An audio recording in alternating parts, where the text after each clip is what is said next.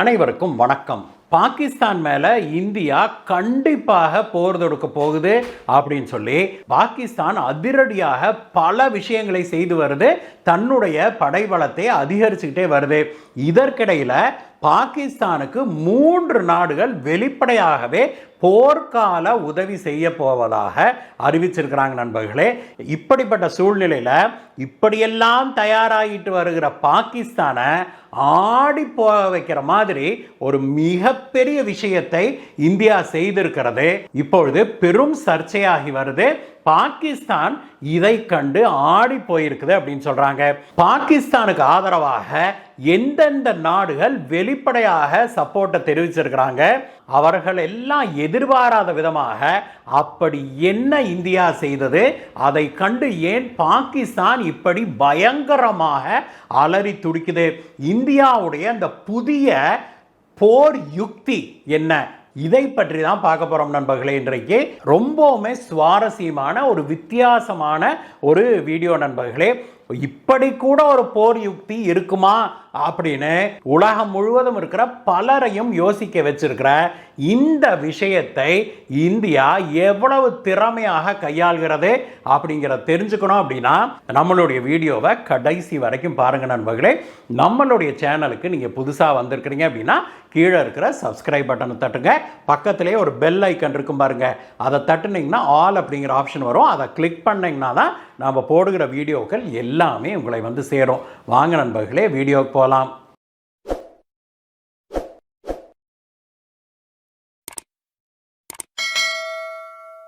நண்பர்களே, போர் யுக்தி வகுப்பதில் யாருக்கும் சளைத்தவர்கள் அல்ல இந்தியா அப்படின்னு இந்திய பிரதமர் திரு நரேந்திர மோடி அவர்கள் பெரிய அளவில் உலகுக்கு உணர்த்தி இருக்காரு. நேரடியாக போர் தொடுக்காமலே பாகிஸ்தானின் மீது ஒரு போர் யுக்தியை இந்தியா கையாண்டிருக்குது அப்படின்னா உங்களால நம்ப முடியுதா?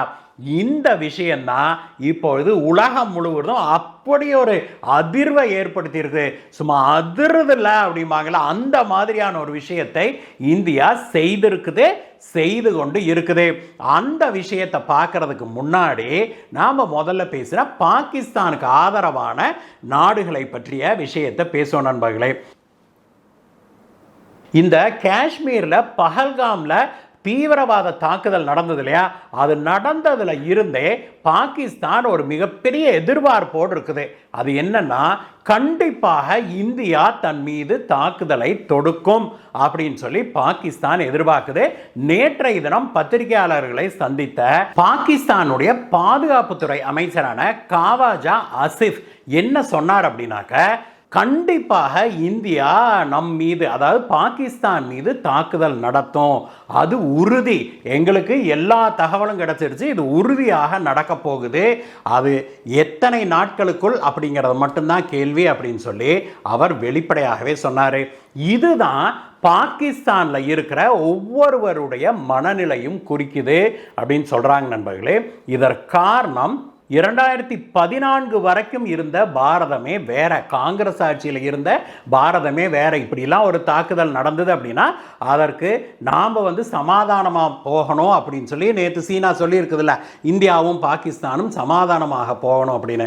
அந்த மாதிரி மேற்கத்திய நாடுகள் சொல்லும்போது அதுக்கு மண்டை ஆட்டிக்கிட்டு பாகிஸ்தானோடு கைகொலுக்கிக்கிட்டு இருந்த ஆட்சி தான் காங்கிரஸுடைய தலைமையில் நடந்த ஆட்சிகள் எல்லாமே. ஆனால் 2014 பாரத பிரதமர் நரேந்திர மோடி அவர்கள் பதவியேற்றுக் கொண்ட பிறகு நம்முடைய அணுகுமுறையே மாறிடுச்சு.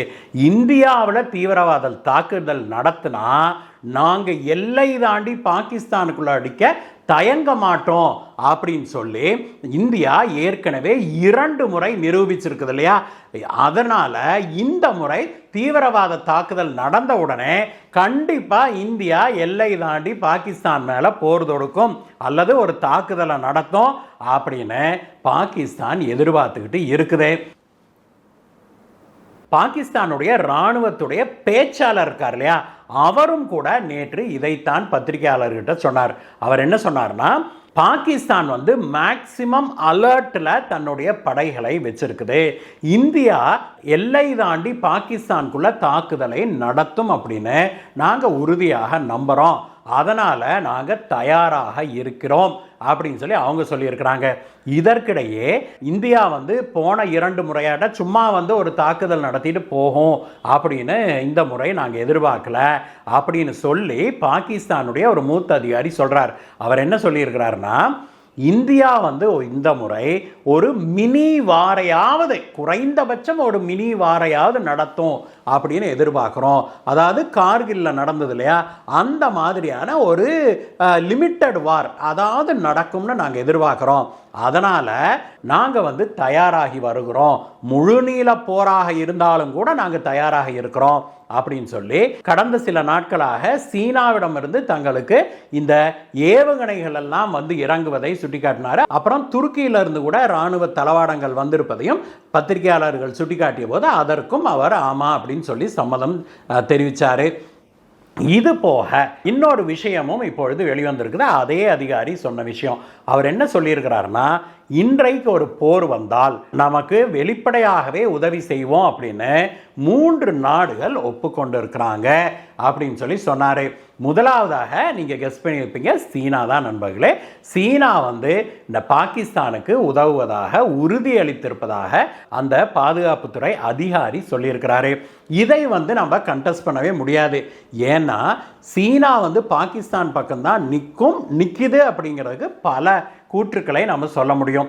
உதாரணத்துக்கு நேற்று கூட பார்த்தோம்னா ஐக்கிய நாடுகள் சபையுடைய செக்யூரிட்டி கவுன்சில் இருக்குது இல்லையா, அதில் ஒரு தீர்மானம் கொண்டு வராங்க. இந்த பஹல்காம்ல நடந்த தீவிரவாத தாக்குதலுக்கு கண்டனம் தெரிவிக்கிற தீர்மானம். அந்த தீர்மானத்துடைய முதல் டிராஃப்ட்ல என்ன இருந்தது அப்படின்னா, இது தீவிரவாத நடவடிக்கை, இதற்கு கடுமையான கண்டனத்தை தெரிவிக்கிறோம்னு சொன்னதோடு இல்லாமல் இதில் பாகிஸ்தானில் இருக்கிற அந்த TRF அப்படிங்கிற ஒரு குரூப் சம்பந்தப்பட்டிருக்குது அப்படின்னு சொல்லி அதில் வெளிப்படையாகவே எழுதப்பட்டிருந்தது. இதில் தலையிட்டு சீனா பர்மனன்ட் மெம்பர் அல்லவா UNSCல, அதனால சீனா இதில் தலையிட்டு என்ன மாற்றம் செய்திருக்குதுன்னா, இது தீவிரவாத தாக்குதல் அப்படிங்கிறத எடுத்துட்டு இது ஒரு கவலைக்குரிய சம்பவம், இந்த தாக்குதல் கண்டனத்துக்குரியது அப்படின்னு சொல்லி பூசி மழுப்பி இருக்கிறாங்க. அது மட்டும் இல்ல, இதுல இந்த TRF அப்படிங்கிற அமைப்பு தான் இதை செய்ததுன்னு இருந்தது இல்லையா, அதை தூக்கிட்டாங்க. இதை செய்தவர்களுக்கு கண்டனம் தெரிவிக்கிறோம் அப்படின்னு சொல்லி எழுதினாங்க. அடுத்ததாக இதில் மிக முக்கியமான ஒரு மாற்றத்தை சீனா செய்தது பாகிஸ்தானுக்கு ஆதரவாக. என்னன்னா, இந்த ஃபர்ஸ்ட் டிராஃப்டில் என்ன இருந்ததுன்னா, இந்த தாக்குதலுக்கு பிறகு எழுந்திருக்கிற இந்த அசாதாரண சூழ்நிலையில், கவலைக்குரிய சூழ்நிலையில் உலக நாடுகள் அனைத்தும் இந்தியாவுக்கு ஆதரவாக நிற்க வேணும் அப்படின்னு சொல்லி ஒரு வரி இருந்தது. பாகிஸ்தானுடைய உந்துதலின் பேரில் சீனா தலையிட்டு அந்த வாக்கியத்தை மாற்றி அமைக்குது. எப்படின்னா, இந்த இக்கட்டான சமயத்தில் உலக நாடுகள் எல்லாரும் இந்த கன்சர்ன்டு பார்ட்டிஸுக்கு ஆதரவாக நிற்கணும், அதாவது இந்தியாவுக்கு ஆதரவாக நிற்கணுங்கிற தூக்கிட்டு கன்சர்ன்டு பார்ட்டிஸ் அப்படின்னு போட்டாங்க. ஆக ராஜதந்திர முறையில் சீனா ஏற்கனவே பாகிஸ்தானுக்கு வெளிப்படையாகவே தன்னுடைய சப்போர்ட்டை காமிச்சிருச்சு. இராணுவ ரீதியில் தான் இராணுவ தளவாடங்கள், குறிப்பாக மிசைல்களை கொடுக்கறதன் மூலமாக நாங்கள் சப்போர்ட் பண்ணுறோம் அப்படின்னு சொல்லி இருக்குது. நாளைக்கு ஒரு போர் வந்ததுன்னா சீனாவிலிருந்து ஏகப்பட்ட இராணுவ தளவாடங்கள் இறங்கும் அப்படிங்கிறது உறுதி. இரண்டாவதாக துருக்கி பல காலமாகவே பாகிஸ்தானுக்கு ஆதரவாக இருந்து வருகிற நாடு. அதை பற்றி நாம் பேசக்கூட வேண்டியதில்லை. அவங்க தான் சப்ளை பண்ணிக்கிட்டு இருக்கிறாங்க. ஏற்கனவே ட்ரோன் எல்லாம் சப்ளை பண்ணியிருக்குது பாகிஸ்தானுக்கு. மேலும் பல இராணுவ தளவாடங்களை துருக்கி கொடுக்கும். அப்படிங்கிறதோடு இல்லாமல் துருக்கியுடைய அதிபரான எர்டோகன் வெளிப்படையாகவே பாகிஸ்தானுக்கு ஆதரவு தெரிவிக்கிறார். அவர் காஷ்மீரை இந்தியாவிடம் இருந்து விடுவிக்க வேணும் அப்படின்னு சொல்லுகிற, ஐக்கிய நாடுகள் சபையிலேயே நின்று சொல்லுகிற ஒரு மனுஷன் அவர்கிட்ட அதான் எதிர்பார்க்க முடியும். மூன்றாவதாக அசர்பைஜானுக்கும் அர்மீனியாவுக்கும் நடந்த போர் நமக்கு தெரியும் நண்பர்களே. அசர்பைஜான் அர்மீனியா போரின் போதுதான் முதல் முறையாக அசர்பைஜானுக்கு தன்னுடைய ட்ரோன்களை கொடுத்தது துருக்கி. அந்த ட்ரோன்கள் தான் அர்மீனியாவை ஒரு 10 நாட்களுக்குள்ளாக முழுமையாக தோற்கடிக்க உதவுச்சு அப்படின்னா அதில் மாற்று கருத்தே இருக்க முடியாது. உலகம் முதல் முறையாக இந்த ட்ரோன்களுடைய பவர் என்ன அப்படின்னு தெரிஞ்சுக்கிட்டது, கண்கூடாக பார்த்தது அந்த போரில் தான். அதில் அசர்பைஜானுக்கு ஃபுல் சப்போர்ட்டை கொடுத்தது துருக்கி. துருக்கியோட நண்பன் பாகிஸ்தான் அப்படிங்கிறதுனால அசர்பைஜானும் ஒரு முஸ்லீம் நாடு, அதனால அசர்பைஜான் இப்பொழுது பாகிஸ்தானுக்கு ஆதரவாக நாங்கள் நிற்கிறோம் அப்படின்னு வெளிப்படையாகவே சொன்னதாக கூறப்படுது. இதே சமயத்தில் இந்தியாவுக்கு யாரெல்லாம் ஆதரவு கொடுப்பாங்க அப்படிங்கிற ஒரு கேள்வி பலருடைய மனதில் எழலாம் நண்பர்களே. இதற்கு மேற்கத்திய நாடுகளை நாம் நம்ப முடியுமா அப்படின்னா அவங்கெல்லாம் வழவழா குழகலாம் கேஸு தான், யாருமே நிற்க மாட்டாங்க அப்படிங்கிறதான் உண்மை. சப்போர்ட் பண்ணலாம், நமக்கு தேவையான இராணுவ தளவாடங்களே அவங்க நமக்கு விற்கலாம், ஏன்னா அதில் அவங்களுக்கு காசு வருது. ஆனால் நேற்று ட்ரம்ப் பேசினதே கேட்டோம்னு வைங்களேன், இந்த மனுஷன்லாம் ஸ்கூலுக்கு தான் போனாரா அப்படிங்கிற கேள்வி கூட வரும். ஏன்னா ஒரு 8ஆம் கிளாஸ் பையனை கேட்டால் கூட நம்ம ஊரில் சொல்லிடுவான் இந்தியாவுக்கு சுதந்திரம் கிடைக்கிறதுக்கு முன்னாடி பாகிஸ்தான்கிற ஒரு நாடே இல்லைன்னு. ஆனால் ட்ரம்ப் அவர்கள்கிட்ட இந்த இந்தியா பாகிஸ்தான் இந்த பிரச்சனையை பற்றி, இந்த தீவிரவாதத்தை பற்றி கேட்டபோது ட்ரம்ப் சொன்னதுன்னா அது 1000 வருஷத்துக்கு மேலே நடக்குதுங்க, 1500 வருஷமாக, எப்படி 1500 வருஷமாக இந்த பிரச்சனை இருக்குது, அதனால் அதெல்லாம் அவங்களுக்கு வழக்கமான ஒரு விஷயந்தான் அப்படின்னு ஏதோ போகிற போக்கில் யாரோ கீழே தடுக்கி விட்டு விழுந்த மாதிரியும் அவங்களா எந்திரிச்சுக்கிட்டு நடந்து போகிற மாதிரியுமே இந்த மனுஷன் பேசியிருக்கிறாரு. இப்படிப்பட்ட ஒரு நாடா இந்தியாவுக்கு சப்போர்ட் பண்ண போகுது, இந்தியாவோடு கைகோர்த்து நிற்க போகுது அப்படிங்கிற ஒரு மிகப்பெரிய கேள்வி எழுது. இருந்தாலும் கூட அப்படி ஒரு பிரச்சனை வரும்போது தான் ஒவ்வொருத்தருடைய சுயரூபம் தெரியும் அப்படிங்கிறத நமக்கு சொல்லிக்கணும். இப்படி அடிச்சு பிடிச்சி பாகிஸ்தான் போருக்கு தயாராகி வருகிற வேளையில் இந்தியாவோ ஒரு நிசப்தமான அமைதியை கடைபிடிக்குது. அமைதினா எப்படின்னா, நான் இராணுவ ரீதியில் சொல்கிறேன். நாம் தளவாடங்களை கொண்டு எல்லையில் குவிக்கிறதோ அல்லது நாம் மிசைல்களை ரெடி பண்ணுறதோ இந்த மாதிரிலாம் எதுவும் பண்ணலை. மாறாக ராஜதந்திர ரீதியில் பல விஷயங்களை நாம் செய்து கொண்டிருக்கிறத நாம் பார்த்தோம் கடந்த பல நாட்களாக. ஆனால் வெளியில் யாருமே எதிர்பாராத ஒரு போர் யுக்தியை இந்தியா கையில் எடுத்திருக்கிறது தான் இப்பொழுது உலகம் முழுவதும் பெரும் அதிர்ச்சியை ஏற்படுத்தி இருக்குது, ஆச்சரியத்தை ஏற்படுத்தி இருக்குது. அதை கண்டு தான் இன்னைக்கு பாகிஸ்தான் ஆடி போயிருக்குதுன்னா பார்த்துக்கோங்களேன். அதுவும் இந்தியா எடுத்திருக்கிற அந்த நிலைப்பாடு எப்படின்னா, போர் கிடையாது, நான் உன் மேலே தாக்குதல்லாம் நடத்த கிடையாது, ஆனால் நீ நிம்மதியாக இருக்கவும் முடியாது, உனக்கு தூக்கமே வராதுடா அப்படிங்கிற ரேஞ்சில் ஒரு நடவடிக்கை எடுத்திருக்குது. அது என்ன அப்படின்னா, இந்தியா தன்னுடைய எல்லையை தாண்டி சர்வதேச கடற்பகுதியில், அதாவது குஜராத்துக்கு அந்த பக்கம் மும்பாய்க்கும் அந்த பக்கமாக கடற்பகுதியில் நாங்கள் நேவி எக்ஸசைஸ் கடற்படை பயிற்சிகளை நடத்துகிறோம் அப்படின்னு சொல்லி இந்தியா ஒரு அறிவிப்புன்னா விட்டுருக்குது. அங்கே நம்முடைய கடற்படை கப்பல்கள் ஒரு 5-6 கப்பலை கொண்டு போய் நிறுத்தியிருக்கிறாங்க. இந்தியாவுடைய விமானந்தாங்கி கப்பலும் அங்கே ஒன்று கொண்டு போய் நிறுத்தியிருக்கிறாங்க. நிறுத்திட்டு இந்தியா என்ன பண்ணுது, அப்பப்போ ஒரு ராக்கெட் விடுறது, சிங்கன்னு போய் அது கடல் விழுவும், அப்பப்போ ஒரு மிசைலை டெஸ்ட் பண்ணுறேன் அப்படின்னு பண்ணுறது. ஏன் நேற்று கூட ஒரு பிரம்மோஸ் ஏவுகணையை விட்டு நம்ம டெஸ்ட் பண்ணோம்.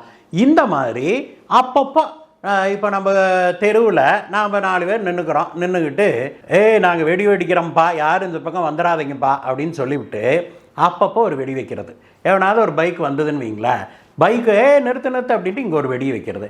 இப்படி நாம் பண்ணிகிட்டு இருந்தோம்னா அந்த தெருவில் யாராவது போக முடியுமா, வர முடியுமா? இல்லை இல்லையா? அப்போ நிம்மதியாக யாருமே அங்கே வாழவும் முடியாது. கரெக்டாக அக்கம்பக்கத்தில் வீட்டில் இருக்கவங்க எல்லாம் ஐயோ இது ராவடி தாங்க முடியலடா, இதுக்கு வெடி வைக்கணும்னு 24 மணி நேரமும் அப்பப்போ ஒன்று வைக்கிதுங்க, நிம்மதியாக தூங்கக்கூட முடியலன்னு சொல்லுவாங்களா இல்லையா? அந்த யாருமே அந்த சாலையை குறுகிய சாலையாக இருந்தால் பயன்படுத்த முடியாமல் போயிருமா இல்லையா? அந்த மாதிரியான ஒரு சூழ்நிலையை இந்தியா கடலில் ஏற்படுத்தி இருக்குது, பாகிஸ்தானுடைய கடற்பரப்பை ஒட்டி ஏற்படுத்தி இருக்குது அப்படின்னா பார்த்துக்கோங்களேன். இது நல்லா புரிஞ்சுக்கணும். அப்படின்னா இது ஒரு பயங்கரமான ஒரு போர் யுக்தி அப்படின்னு சொல்கிறாங்க. எப்படின்னா, இந்தியா அந்த பகுதி முழுவதையுமே ஒரு டெஸ்டிங் ஜோனாக தாங்க எக்ஸசைஸ் பண்ணுகிற ஒரு பகுதியாக, தாங்க பயிற்சி கடற்படை பயிற்சி மேற்கொள்கிற ஒரு பகுதியாக அறிவிச்சிருச்சு. அப்போ அந்த வழியாக மீன்பிடி படகுகளோ அல்லது பெரிய கப்பல்களோ யாருமே அதில் போகக்கூடாது அப்படிங்கிறது விதிமுறை, போக மாட்டாங்க அப்படிங்கிறது நடைமுறை. ஏன்னா எந்த நிமிஷம் ஒரு ராக்கெட் வந்து நம்ம கப்பலில் விழுகும், எந்த நிமிஷம் ஒரு மிசைல் வந்து விழுகும்னு நமக்கு தெரியாது. ஏன்னா இந்தியா ஏற்கனவே அறிவிச்சிருச்சு இத்தனை மைல் சுற்றளவு, கிட்டத்தட்ட ஒரு 200-300 கிலோமீட்டர் சுற்றளவுக்கு ரேடியஸ். அப்போ நீங்கள் எடுத்தீங்கன்னா 500-600 கிலோமீட்டர் அகலத்துக்கு அல்லது ஒரு 1000 கிலோமீட்டர் அகலத்துக்கு யாருமே அந்த பக்கம் போகவே முடியாது. கமர்ஷியல் கப்பல்கள் இருக்குது இல்லையா, இதுதான் வந்து உலகத்தில் ஆக அதிகமாக சரக்குகளை கொண்டு செல்லுகிற வாகனங்கள். கரெக்டா? அப்போது பாகிஸ்தானுக்கு வருகிற சரக்கு கப்பல்கள் இருக்குது இல்லையா, அது எல்லாமே இப்பொழுது ஆங்காங்கே தடைபட்டு நிற்குது. அவங்க வந்து இந்த பகுதி வழியாக வர முடியல அப்படின்னா பார்த்துக்கோங்களேன். ஏன்னா எப்போ இந்தியா ராக்கெட்டை விடும், எப்போ மிசைலை விட்டு டெஸ்ட் பண்ணணும்னு யாருக்கும் தெரியாது. அது வந்து அவங்க மேலே விழுந்துருச்சுன்னு வைங்களேன், கேள்வி கேட்கவும் முடியாது. ஏன்னா இந்தியா ஏற்கனவே அறிவிச்சிருச்சு இந்த விஷயத்தை, நாங்கள் டெஸ்டிங் பண்ணுறோம், நாங்கள் பயிற்சி மேற்கொள்கிறோம், யாரும் இங்கே வந்துடாதீங்க அப்படின்னு சொல்லி அந்த கடற்பரப்பு பகுதியை அறிவிச்சிருக்குது. அதனால் ஒருவேளை அதை மீறி ஒரு கப்பல் வருதுன்னு வைங்களேன், ஒரு எண்ணெய் கப்பலை வருதுன்னு வச்சுக்கோமே, ஒரு பேச்சுக்கு எண்ணெய் ஏற்றிக்கிட்டு கப்பல் வருது அல்லது கண்டெய்னர் ஏற்றிக்கிட்டே வருது, ஒரு மிசைலை போட்டு இந்தியா தாக்குச்சுன்னா கப்பலே போயிட்டாலும் இந்தியாவை கேள்வி கேட்க முடியாது. ஆனால் அந்த கப்பலோட உரிமையாளர் இருக்கார் இல்லையா, அவர் முடிஞ்சு போயிடுவார். கரெக்டாக? இதில் நாம் சொல்லாத ஒரு ஆள் இருக்குது, இதில் மிகப்பெரிய அளவில் பாதிக்கப்படுற ஒரு ஆள் இருக்குது. அது யார் தெரியுமா? பாகிஸ்தான். ஏன்னா அந்த கடற்பரப்பு பகுதி இருக்குது இல்லையா, அது வழியாக தான் பாகிஸ்தானுக்கு வர வேண்டிய சரக்கு கப்பல்கள் எல்லாம் வந்தாகணும். இப்போ நாம் இந்த பஹல்காம் அட்டாக்குக்கு பிறகு நாம் மறுநாள்லேருந்து ஆரம்பித்து இன்னைக்கு வரைக்கும் இந்த எக்ஸசைஸ் நடத்துகிறோம்னு சொல்லியிருக்கிறோம்.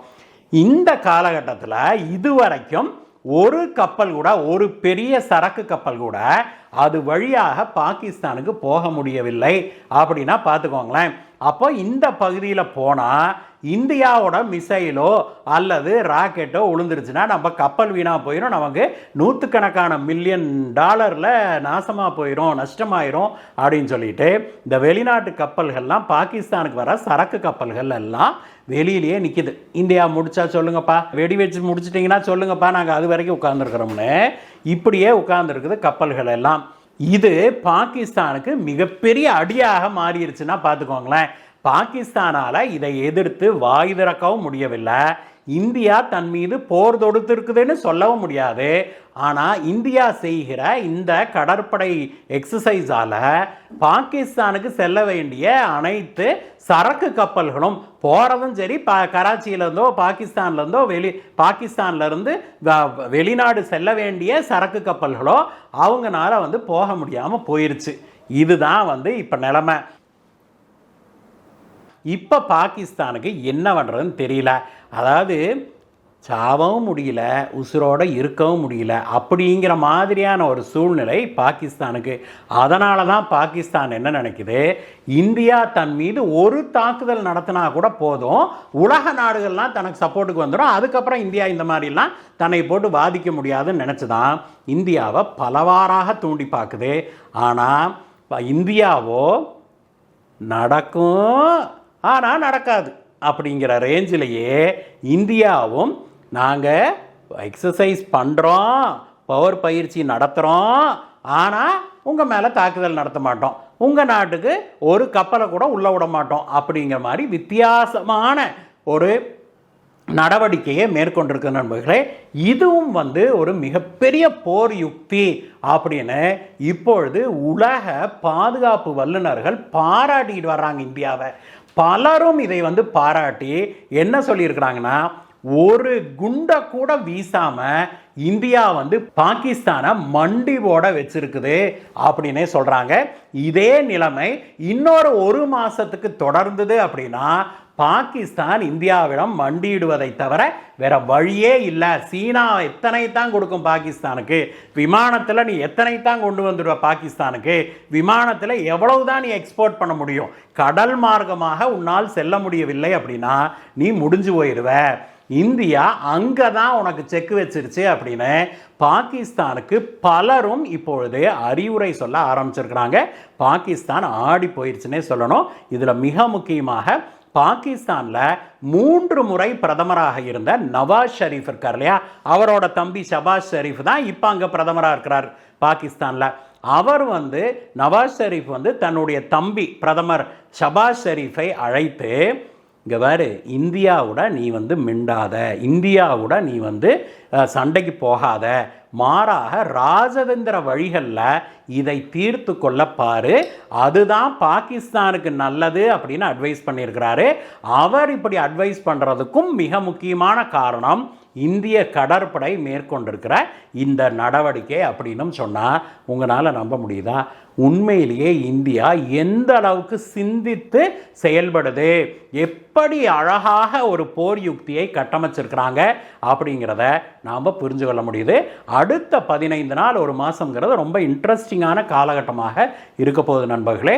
தொடர்ந்து உங்களுக்கு இது போன்ற செய்திகளை நாங்கள் வழங்கி வரோம். நாம் சொன்ன இந்த நியூஸ் உங்களுக்கு பிடிச்சிருந்ததே, நம்ம வீடியோ பிடிச்சிருந்ததுன்னா ஒரு லைக் போடுங்க நண்பர்களே. அதே போல் இந்த வீடியோவை உங்கள் நண்பர்களுக்கும் ஷேர் பண்ணுங்கள். உங்களுடைய லைக்ஸ் தான் எங்களுக்கு பெரும் ஊக்கமாக வருகிறது. இந்த வீடியோவை பற்றிய உங்களுடைய கருத்துக்களை சொல்லுங்கள் நண்பர்களே. மீண்டும் உங்களை வேறு வீடியோ சந்திக்கிறேன் கைஸ். Bye bye.